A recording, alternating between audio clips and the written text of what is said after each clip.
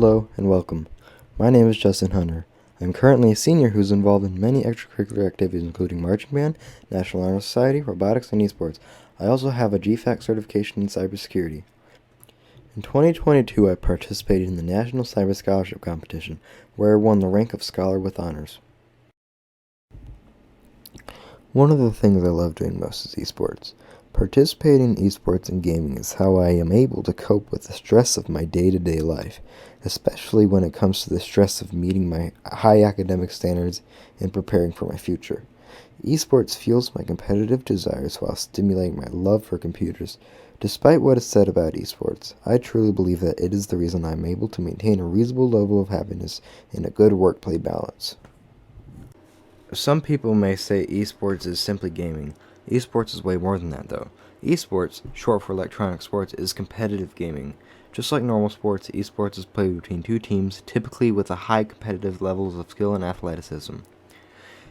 Esports dates as far back to the 1970s, with the first esports tournament being recognized in 1972. This tournament was known as the Intergalactic Space War Olympics, which was hosted by Stanford University.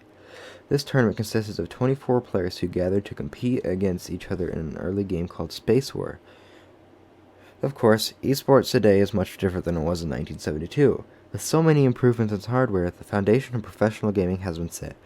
Today, esports is a big part of youth culture, with Fortnite, a highly competitive game, being the number 2 rising search term, followed by OnlyFans and PS5.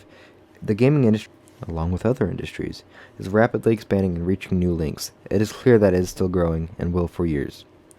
Future projections on esports. As everyone has access to some sort of gaming device, and everyone gets more and more connected every day, esports will rise and eventually take over the face of even traditional sports in its entirety.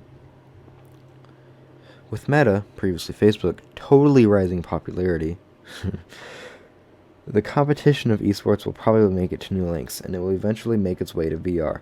As full-body tracking and omnidirectional treadmills become accessible, we will see a rise in physical activity even in esports, which will lead to a complete replacement of current means of athleticism. Rocket League. Let's take a look at a quite popular game, and my favorite too, Rocket League. Rocket League at its core isn't really a unique game, but at the same time it is one of its kind. Rocket League is based on soccer, except it has a unique spin, where it's soccer played with cars. In Rocket League, you go against a team of 1 to 4 people attempting to hit a giant ball into a goal which is about 4 times bigger than your vehicle. Rocket League is quite a competitive game, and the team aspect teaches you how to work with other people. In order to succeed at Rocket League, you need to know what someone is going to do before someone does it. Learning how to accurately predict is another skill earned by playing Rocket League. For example, in Rocket League, if everyone went for the ball at the same exact time, there would be pure chaos. But if things were organized, and everyone had their own roles, things would get done much faster, and it may even lead to a possible win in the game. Fortnite. Although my personal feelings about Fortnite doesn't allow me to enjoy playing it, I do feel it teaches you an important skill. That is the power of problem solving.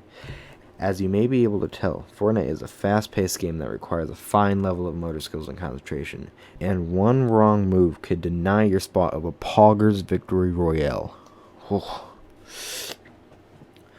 VR chat. Personally, I am a big fan of this game and praise it for its diversity and accessibility. VR Chat is a game available on Steam VR and the Meta Quest. My best summary of the game is real life in VR. Playing VR Chat can open your eyes to a whole new world of culture outside of what you're used to. It's a culture shock, and it's definitely a whole culture in itself. Being able to interact with people on such a whole other level in a virtual world allows people to form connections with people on deep levels that no other game can offer. And although it's not necessarily an esport kind of game on its surface, the possibilities are endless on the things you can do in it. Playing this game can benefit you in thousands of different ways, but it can benefit you especially in socialization.